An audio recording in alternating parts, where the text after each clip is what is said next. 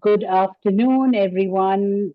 Somehow we are already on day six of this series, and today we get to hear Dipak Gyawali on Nepal. I have to say before I read the formal introduction that my introduction to the salience of these issues was actually at a workshop in Kandy, which was organized by one of our partners, Regional Center for Strategic Studies, in its very early years, when participants from Bangladesh and Nepal actually really uh, brought environmental and water issues to the discussion table in ways that I had never heard before.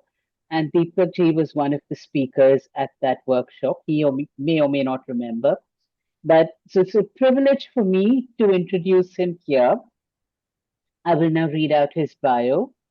Uh, Dipak Gyawali, Pragya, academician of Nepal Academy of Science and Technology, is chair of Interdisciplinary Analysts, IDA, a guest senior research scholar at International Institute for Applied Systems Analysis, Austria, and former chair of Nepal Water Conservation Foundation. His research interests lie at the interdisciplinary interface of technology, society, natural resources, which he examines from perspectives of cultural theory.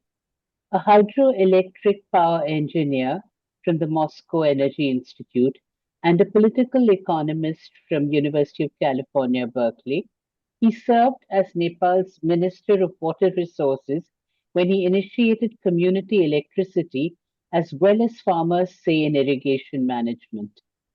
He has chaired or served in advisory boards and review missions of various international organizations, including EU's Water Research Review between FP4 to FP6, UNESCO's International Hydrological Program, IHP 6, UNESCO IHE Delft, Coca-Cola's International Environmental Advisory Board, US Pacific Northwest National Lab Study of Human Choice and Climate Change, Myanmar's IRBD, IRBM, Mekong River Commission, World Bank's Inspection Panel, Stockholm International Water Institute, UNESCO's World Water Assessment Program, and IDS Sussex STEPS Center. In Nepal, he has been advisor to National Association of Community Electricity Users, Biogas Program, Federation of Community Irrigation Users, as well as founding chair of the Liberal Arts College, Nepal School of Social Sciences and Humanities. His latest publications include Aid Technology and Development, as well as Water Energy Food Nexus, both from Routledge, UK. His regular columns appear in Spotlight Nepal, Nepali Times, as well as in many YouTube channels. Over to you, Deepakji. Thank you, Sona. Can I do some screen sharing now? Let's see if it works.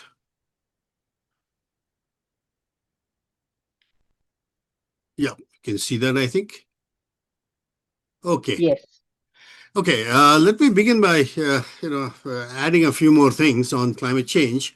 I think I'm one of the earlier Nepalis who started studying climate change way back in Berkeley in the early 1980s. Okay, in even then, even in Berkeley, it was not so much climate change; it was there, but it was acid rain. Climate change came into salience much later. In Nepal, after I'd come back to Nepal, I worked, as Swarna said, with this massive 4 volume exercise. You can see that there, the cover, Human Choice and Climate Change, is 4 volumes. I don't know, 60 countries, 100 something authors. And it was the first time between 1993 and 97, the first time that social sciences looked at climate change. Okay. And I dare say it has been the last time, sadly. Okay. Now, I'll talk about that towards the end. Sorry. But these are these other 2 books that I've kind of been involved with or indirectly with on clumsy solutions for a complex world. That's I've got a chapter in there, and I'll talk briefly about that also. And Mike Hulme, who is the founder of the Tyndall Center, and we work together on several issues at Sussex. His book about why we disagree about climate change, it discusses these other books, which is very interesting. Okay, now in Nepal, actually, climate change entered Nepal only towards the late 90s after Kyoto. Okay. And then what happened was it's taken over everything. Okay. And not always in a good sense because climate change entered through foreign aid. And foreign aid's history in Nepal, we have a 70, 80-year-old history here in foreign aid. It has changing philosophies every 5 to 10 years. So sometimes it's basic needs, sometimes it's what is it? Import substitution, sometimes it's export led, sometimes it's poverty alleviation. It keeps shifting. And somewhere around the early part of this century, it started becoming climate change. Okay. And not very healthily, I should say, because what it has done is rather than addressing the real climate kind of issues, it has made foreign aid a part of climate change, a part of foreign aid, where the competition is to really show that everything needs climate change.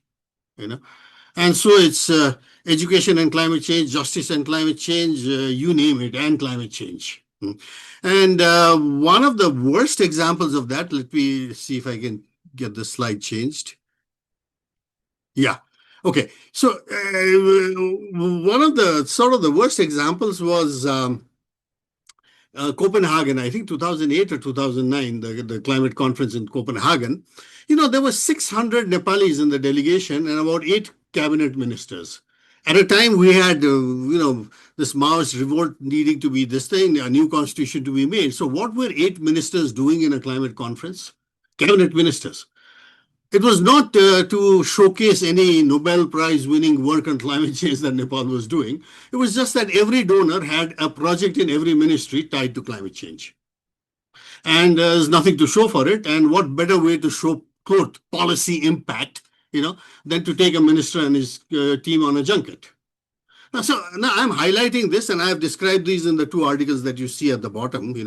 One by Observer Research Foundation of Delhi or Calcutta. This particular one was, and in the Bulletin of Atomic Scientists, I've got a very nasty piece titled, and don't be misled by the title. It's about why I think Trump is good for climate change. Okay, I'm an environmentalist, and why do I say that? I say that because activism in climate, social, environmental issues was in a highlight in the 80s and 90s. In the 21st century, activism has died. All the activists, international and domestic, have been rather domesticated and tamed. So there's really no serious activist work on climate change. So this report that you see here in front, when I was 2018, I was co-chair of Climate Action Network Southasia together with my friend Abid Suleri of STPI Pakistan. And so all South Asian countries were there. And I insisted that we do a civil society assessment, not a foreign donor funded assessment, not a foreign INGO assessment of climate change. Okay. And we managed to do that in Nepal's case. The report can be downloaded from the website. Not 1 cent was taken from any donors. It was a totally voluntary work. And what did that show? And this is important for those who are listening here. What it showed was that Nepal's climate policies, made for donors or made by donors, whatever you may call it, are so good, so good. I mean, you can give Nepal a Nobel Prize in climate policy. No, hands down, no questions asked. But if you look at the real climate action, our fossil fuel addiction is growing like crazy. If you look in 2008, when Baburam Bhattarai, the Maoist, became finance minister, that 1 year, Nepal's import of fossil fuel doubled just in 1 year. Not because we were having massive industrial growth or development. It was because, they were widening streets so that more private cars could be driven in Kathmandu. Now, you have a climate policy that says one thing and action that says another. Also in that same year, very interesting, because Maldives had a cabinet meeting under the sea in the coral reef, Our guys thought it important to have it at the base of Mount Everest wearing oxygen masks. But the problem here is, and my point here is that rather than action, genuine climate action, what we are seeing more is show to impress donors and say that you should give us more money for whatever it is, any development project tied to climate change.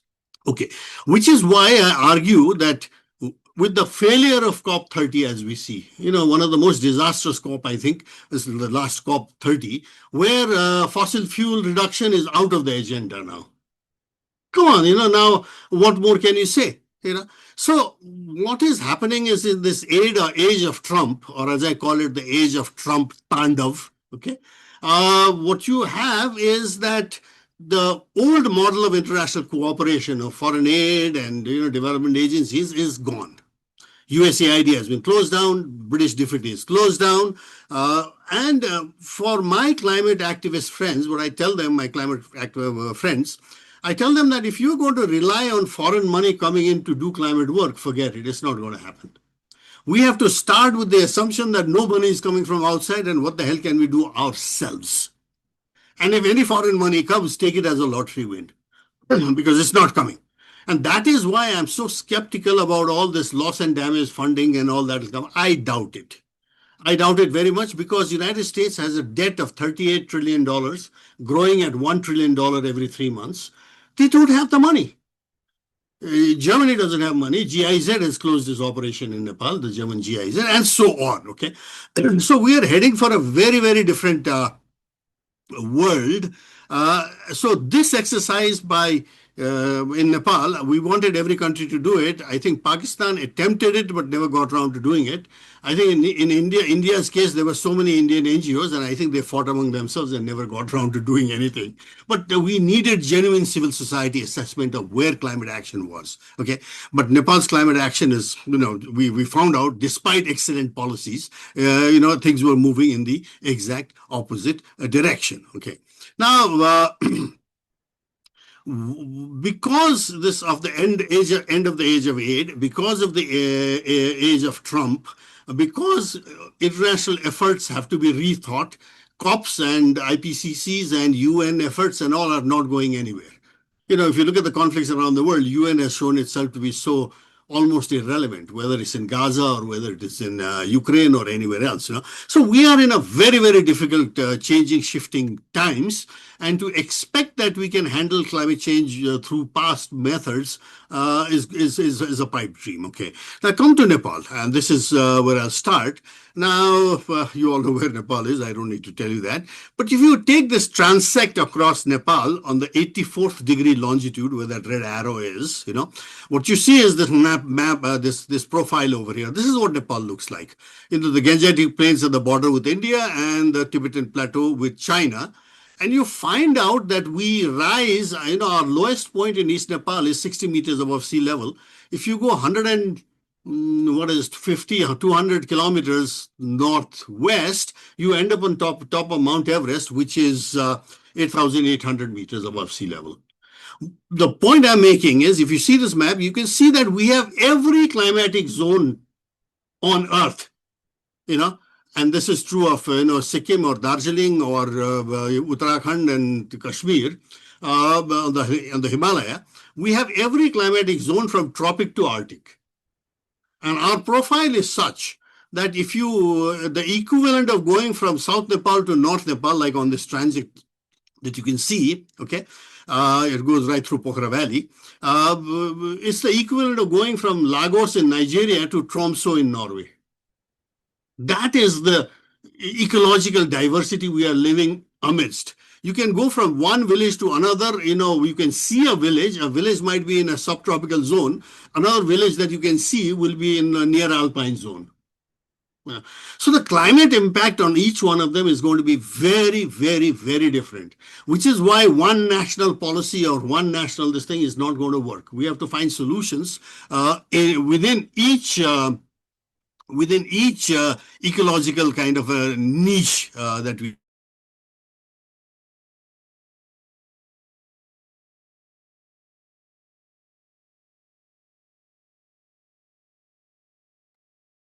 But so these are the two data where the temperature change in that particular set of districts in the middle of Nepal, right from Tibetan Plateau, Mustang in the north to the border with Gorakhpur in India, you can see that, it's the rainfall change and temperature changes are quite dramatic even in a small area.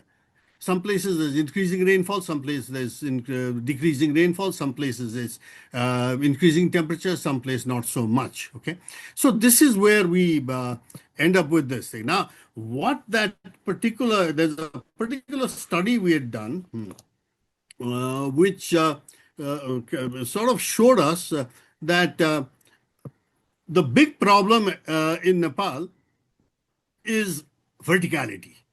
A scarcity generated water scarcity. Now we know that climate change is going to give us water scarcity, too much water, too little water. We all know that, okay?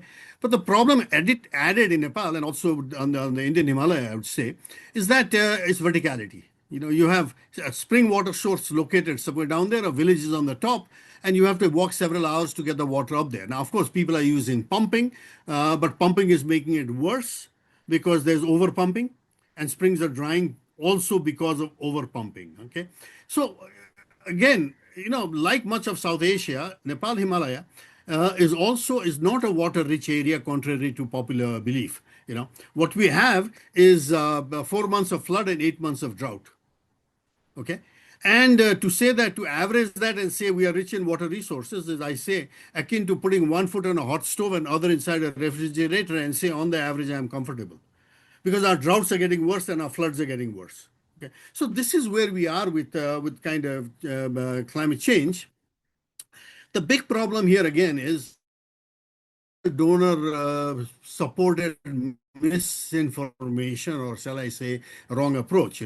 Okay, Himalayas are a water tower because of all the snow and glacier on top. Nonsense. Himalayas are a water tower because even in mountains, that the one you see on the right hand side where there's no Uh, snow, or if yes, it's, your screen share has disappeared. your still mine shows it, just go back and Yeah, just unshare and reshare. stop Yes, share and reshare again. yes, it's fine now. It's fine now. Okay. Okay. So, uh, okay. Now, let me see where I was. Okay. So, the real water tower, as I had in this previous diagram, let me see if I can go back. No, sorry. Yeah. Is that these mountains carry groundwater inside them, and they come out as spring sources, and all village life is dependent on spring sources. You can see a river in the Himalaya, but it takes 4 hours to go down there to the river.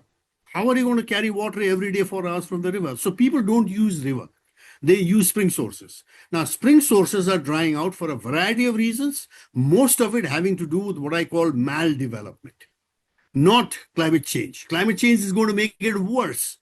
Okay.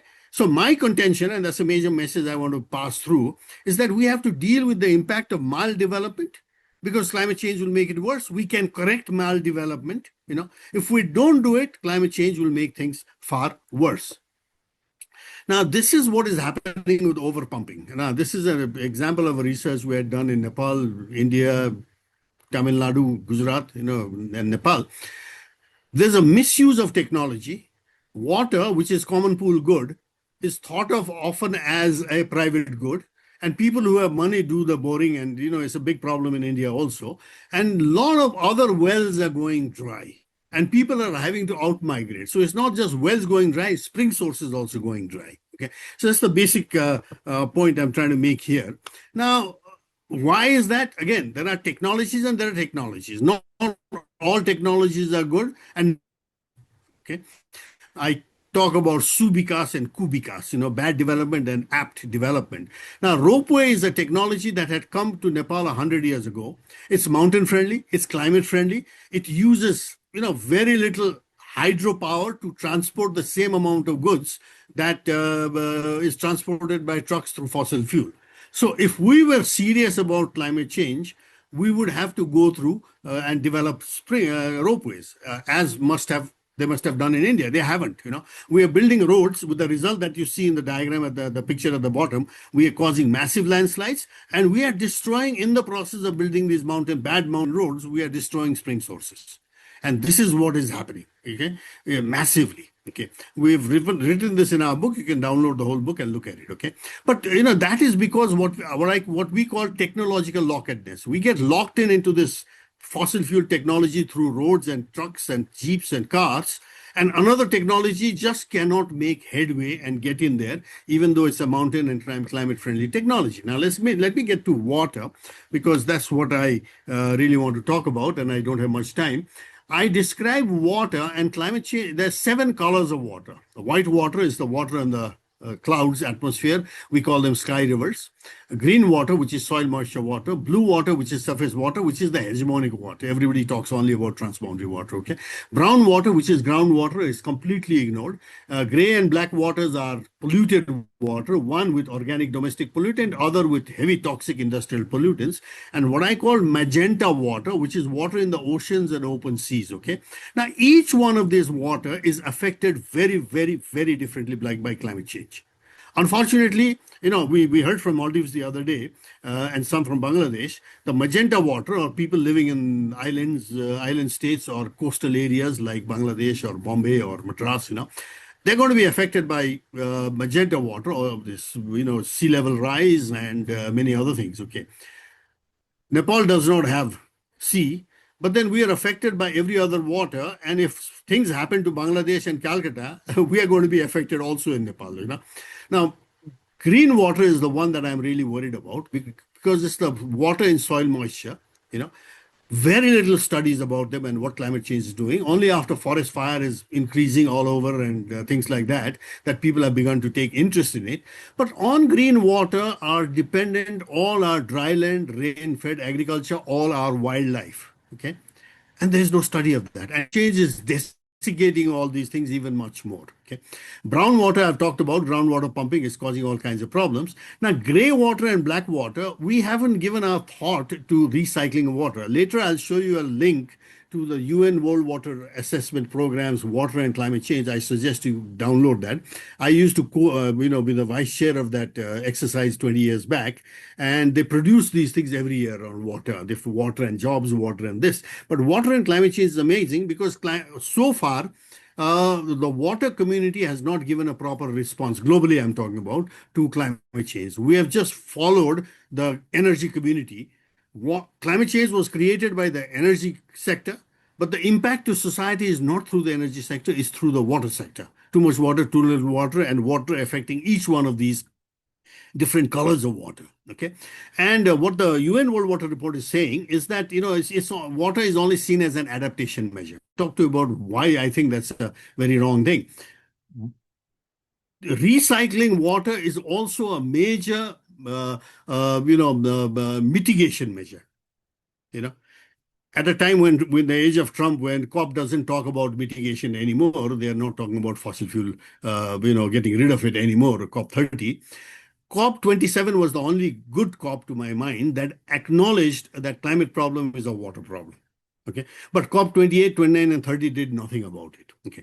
Now we have, as water people, have to get back to this in each one of our ecological zones to figure out what is the impact of climate change on water and thus on society. Okay. And not recycling wastewater, recovering nutrients from the wastewater, etc., is a major mitigation measure for climate change that we have not really seriously thought about. I'll just close with one big example. I could talk about the climate impact on each one of the ecological zones this in Nepal, from tropic to Arctic. But there is one that I need to talk about, which is everybody talks about glacial lake and glacial lake outburst floods. Okay, they're important global indicators of climate change, but socio-economic impact of globs are negligible compared to bestiaries. Now, what is a bestiary? Bestiary is a Nepali word. Okay, which means that if the word is there in a language, it must have evolved over hundreds of years, right? Okay, bestiaries are landslide dammed lake outburst flood. This is what happened in Sikkim. This is what happened in Himachal. This is what happens in Nepal every year. Nobody talks about it. There is no study about it. Everybody just talks gloss. Gloss are easy. You can see a satellite photo and see where the glacial lake is and go and study it. Bisharis can happen anywhere along a stretch of a river. Okay, this is a landslide, and these landslides happen even in forested areas. They bring the whole forest down. Forests have nothing to do with stopping landslides or anything like that. They block a river. The river rises, as you can see in that cartoon diagram, and eventually that rock and this thing dam, natural dam, overtops and creates havoc downstream. It happens every year on, in most rivers. In my cursory study, every 5 or 10 years there's a bishari on every river stream in the mountains, and it causes huge damage because it happens in the mid hills where most people live. Where the glacial lakes are, very few people live there. Okay, so this is what has not been studied, and this is being exacerbated by climate change. In what sense? It's being exacerbated, first of all, by maldevelopment of bad road building in the hills. But climate change is causing permafrost melting. Now, hill slopes are unstable as it is. Now, if the underlying permafrost starts melting, I mean, you are lubricating the whole damn thing. You are lubricating landslides. There's no study whatsoever, just as there is practically no study about spring sources in the mountains. Sikkim is the only government that has even begun mapping spring sources. Okay, forget trying to figure out what climate change is doing to all this. We're a long way from there. There are solutions. For example, we have found out that conventional solutions, we have all these active gully formations, landslides, all over the Himalaya, and the gullies get worse. There was a very eccentric study done 20 years ago by a group of colleagues, some of my friends, and they found out that, rather than building the engineering solution of check dams, they found out that, restoring old ponds on the ridge tops really stopped landslides and gullies. Interesting. With hindsight, when you look back at it, it's obvious because the erosive power of water is Q, the flow of water per second, to the power of 4. So 1 liter from sorry, if the flow jumps from during floods and heavy rainfall from 1 liter, 2 liters to 3 liters, or 2 to 4, 4 to 8, 4 to 16, right? 3, 3, 3, 9, 9, 3, 27, 27, 3, 81. You can see the difference in the erosive power that way, okay? By building, retention ponds, the kind of things you see on the right side in the picture, what it does is it seems to stabilize the gullies, as you can see, because the peak of that erosive power gets cut off by these. Now, this is a very, very small local stuff that you can do. Any village council can get together and do these things. But no foreign aid, no national government, no international government even thinks along these lines. So this is what it has. The benefits are it has provided gully stabilization, landslide stabilization, green water preservation. Which leads to better grasslands and livestock and so on and so forth, and better maize production went up by 50% in this area after building ridgetop ponds. Amazing solutions, but these are at such grassroots that they never translate to the national, forget to the international level. Okay. Now I'll close with just these couple of slides here, which is I'm a cultural theorist, so I talk about this. International climate change treaties and all that. It hasn't worked because the assumption is nation states get together and come to a consensus. They haven't. Paris has practically failed now. Ozone treaty has succeeded. It's also a climate kind of a treaty. Why did it succeed? It succeeded because the consensus building was not just nation state, but these interweaving environmental activists, multinational corporations, scientific and professional groups, NGOs, and so on. So when there is a consensus, as happened during the ozone treaty, of a treaty that was perfectly fine. There was opposition by the US government, but the US government had to ultimately agree to it. Okay. So you can see that, if you rethink your international cooperation away from only international nation state model, you might come to a better solution. Now, this book that I told you, Human Choice and Climate Change, has 10 suggestions for policymakers. It's 4 volumes, but this is the closing chapter.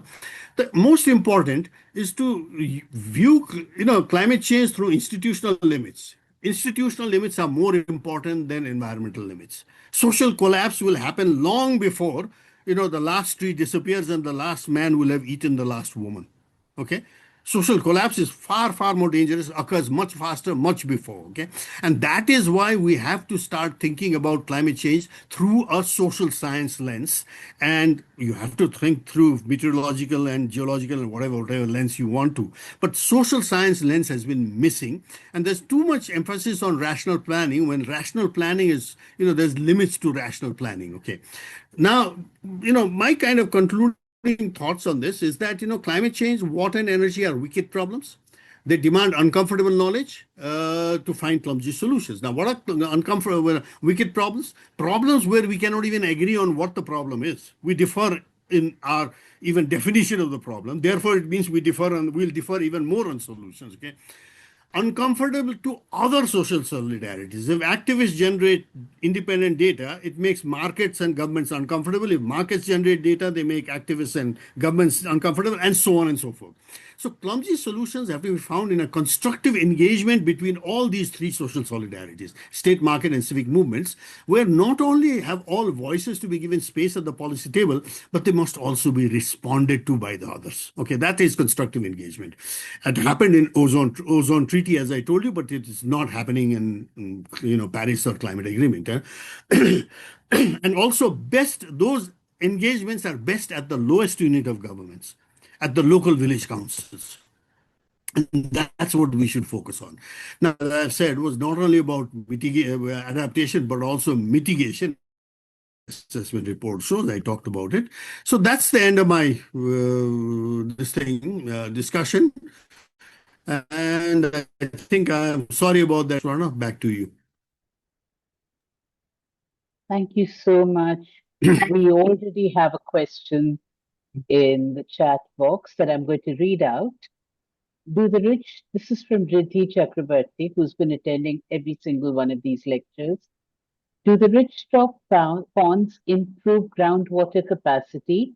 Asking for lots of people depend on groundwater rather than surface water, as in Nepal. And then she agrees with you that social science studies should enhance these aspects. But the first question is about rich-top ponds. Yes, And yes, we did that. I'm going to append a postscript to that. I have a question about the ponds too. The ones that you showed, I mean, these are human-built ponds. They're not adapted from natural catchments, are they? So that's my No, add-on question to this. these are, you see, these are traditional. If you go to Janakpur, the birth of the place of Sita, Janakpur, Kathmandu Valley have these traditional ponds from Lichvi periods, 1500 years ago. Okay, and they're still functioning. It seems these local ponds, even villages in small cities and towns like Janakpur and Kathmandu, sorry, they are adapted to our hydroecology of 4 months of flood and 8 months of drought. Okay, and these don't have to be big. In villages, they are not even lined or anything like that. The in terraces there are these eyelash trenches, as we call them. Just small ridges that just stop water for, instead of rushing flowing down, they stop them for a day, 2 day, 3 day, and then the seepage is what goes into the groundwater. We did restoration of these old, ponds that had been neglected and overgrown and all that in east of Kathmandu, and we found out that we have evidence of that. That with Nepal Water Conservation Foundation, that actually springs that had dried up revived. Now, springs go dry also with earthquakes. Some revive, some don't. But we found out even before and after earthquake that places where we had done the restoration of the small, they're very small. 20 village women, you give them, lunch in the afternoon and they finish the work in a day. It's not big thing we're talking about. And don't, for heaven's sake, line them with cement. For heaven's sake, no. You line them with clay or something like that at best, okay? And that is buffalo wallowing ponds. But with livestock decline, even buffalo wallowing ponds have gone down. Buffalo wallowing ponds also provided that recharge, okay? So springs are really leaking groundwater. That's all they are, in the mountains. And we found out that in the Tarai, the plains area, if you build these water harvesting ponds, not big, 10 meters by 10 meters or something, 5 meters by 5 meters, not much. You found out that in my area in Kathmandu, in the core city area I live, there is a pond called Pimbal Pohori. It used to be a dumping area for all the waste. They have revived it, the local youth got together, and guess what happened? all the local traditional wells around, the water started coming back, the wells that had dried up, so this is where we have found out, but this requires solution at the local level. It is outside the purview of even municipal or national level. It has to be done at the ward level, very, very hamlet level.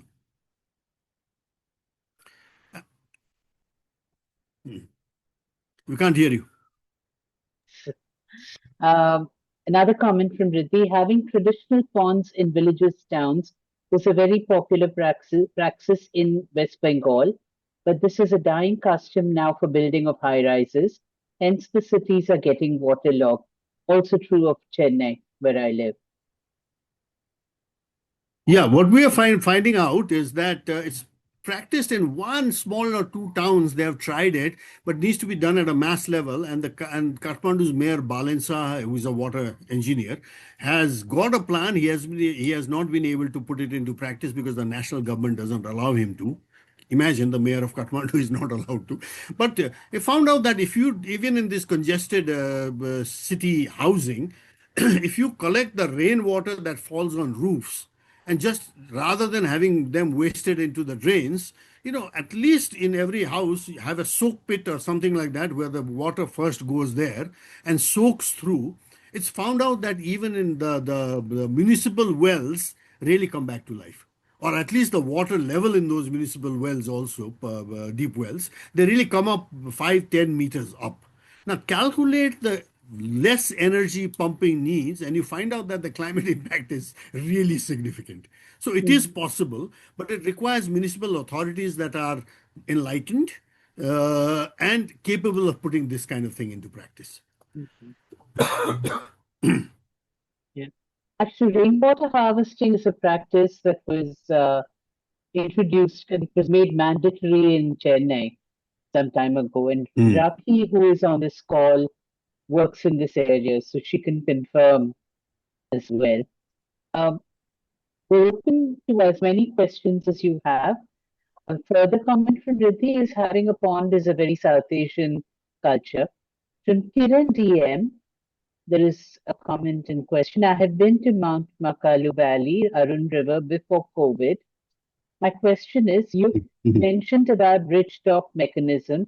What about its overall status now?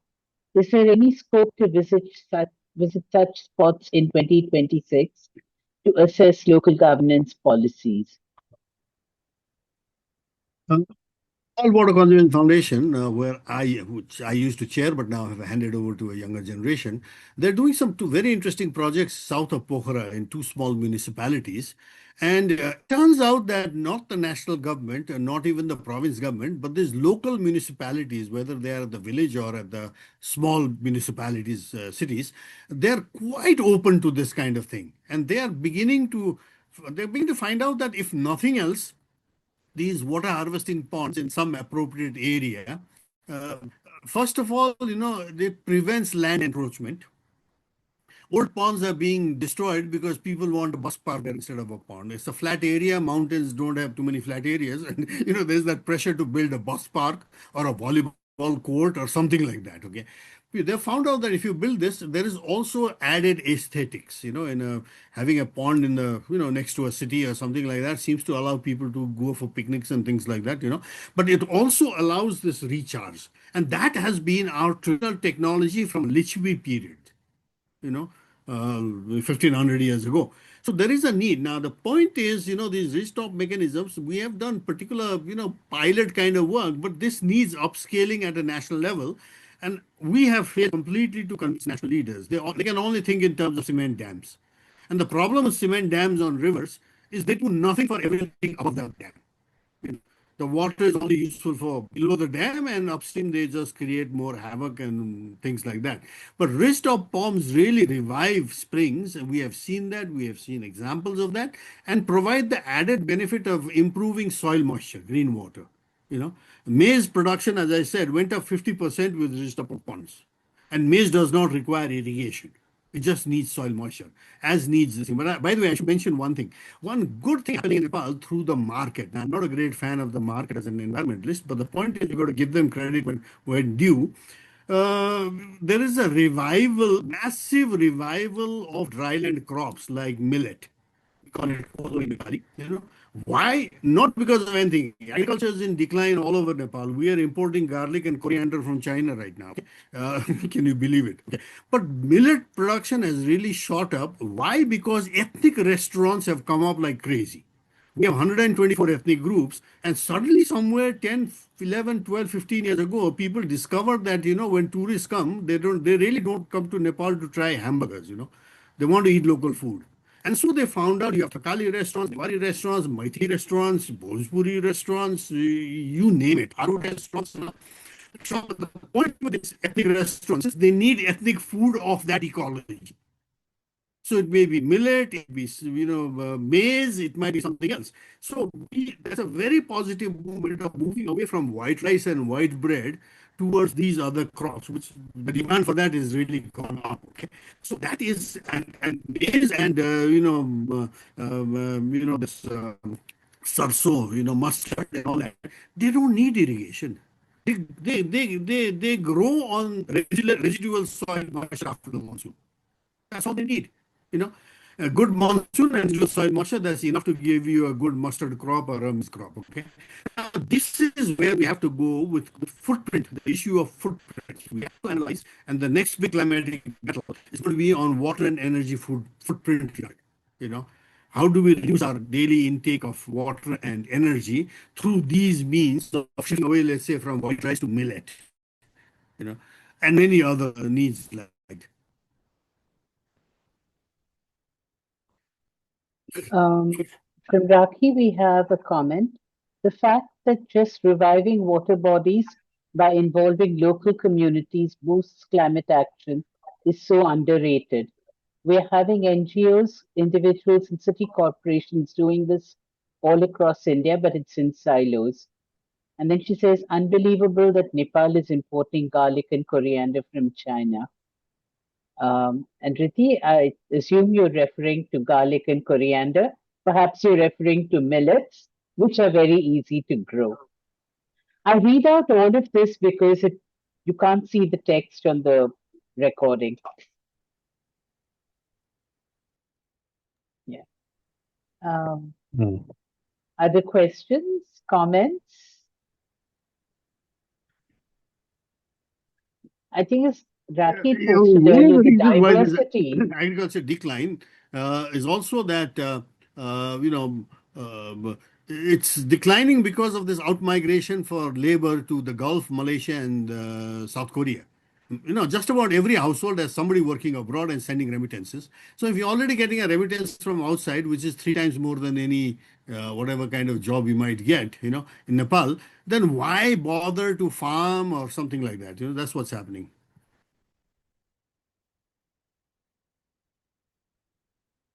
We I think for a lot of us, as we listen to these lectures, it's the degree of internal diversity that is the most surprising. With Mhm. each country that people are talking about, we're discovering that it's not a, you can't say, oh, and about this country, one sentence and you're done. That's really, I think, we might know it intellectually, but it's a revelation. Listen. From Dr. Anvara Begum, is Nepal different from other countries due to its insularity from the ocean and highlands? Climate change is proven by consistent, independent global evidence from temperature records, ice cores, satellites, ocean buoys, weather patterns, biological changes, all align in the same direction. The planet is warming, and human activities are the primary cause. So I think the core question is it different because of insularity? No, climate change it doesn't distinguish between islands and mountains. Okay, it's going to affect all of us as the atmosphere warms up. Uh, Funny things happen all over the world in every ecological zone. So what we are seeing in Nepal, as that first diagram of mine showed, is that every ecological zone we have in Nepal within 150 to 200 kilometers, from tropic to Arctic, each one is affected. Okay, and each one is affected in a very, very, very different way. Okay, and my contention is that are reducing fossil fuel has to be done for economic reasons. Are reducing fossil fuel in Nepal, we consume so little compared to the global that it's not going to have any global impact. We should do it for economic reasons for ourselves. It's too expensive. But the impact we feel is going to be the same impact that, the mountains in, let's say, America or in Africa feel. It's going to be the same impact of too much water, too little water, at the wrong time water. But it's all affected more by maldevelopment. The fact that we don't grow coriander, and we do grow, I grow it in my rooftop, but most, it's imported because so much cheaper it turns out, and it's our government here does not really have a promoting agriculture. They have all this thing about bringing foreign aid and foreign investment, but say, how about bringing in a policy of actually having, local agriculture improvement? That's not there. Okay. Now, this is what I call maldevelopment, and if we change that, then, we will handle climate change much better. But if we can't handle maldevelopment and we continue doing maldevelopment, the climate change impact is just going to make everything much worse.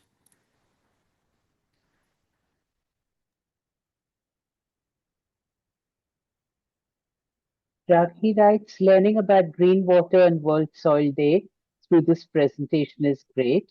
And the link of the loss of soil moisture to forest fires, which are appearing in unexpected places, is also a big learning.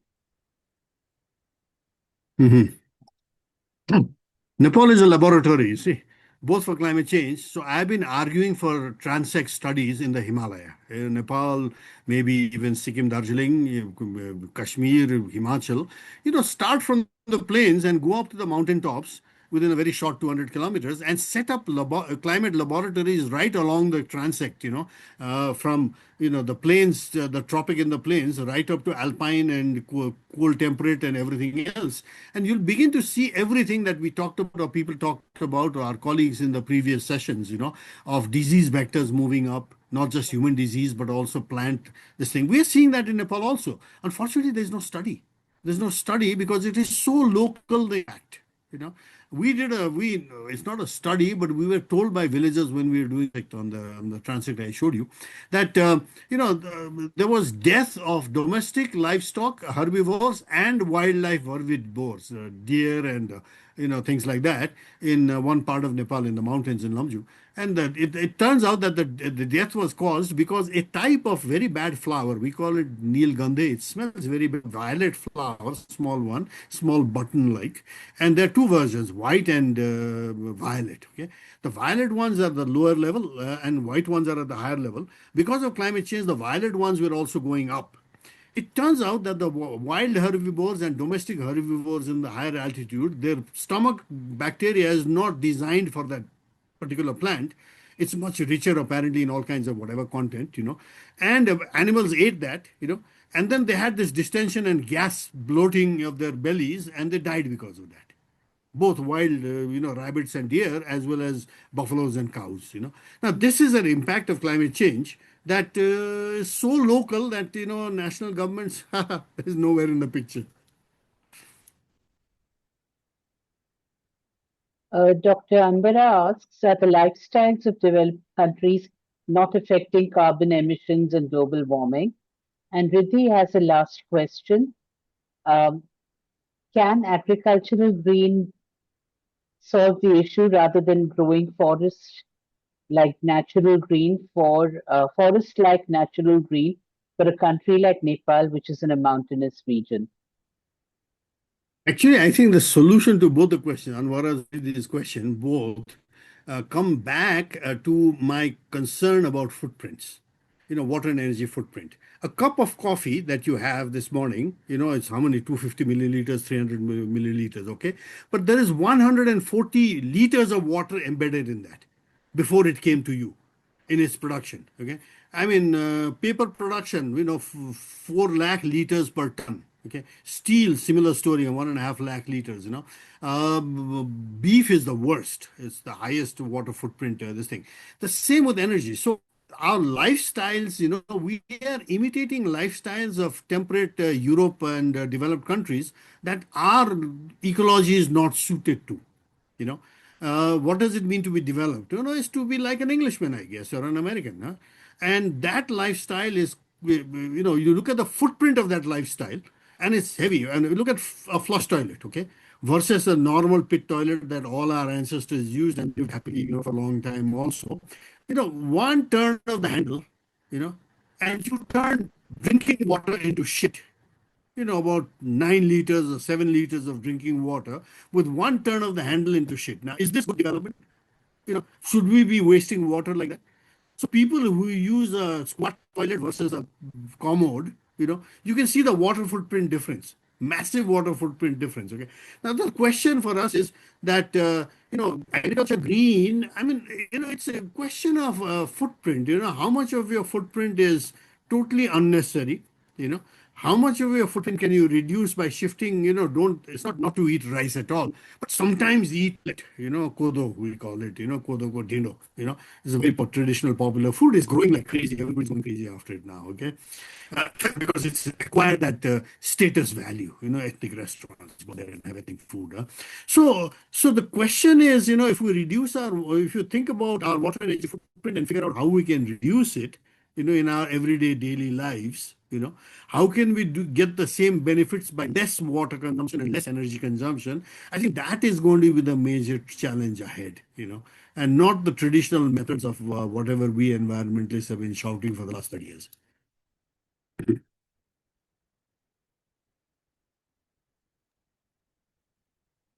We have a Yeah. couple of minutes left.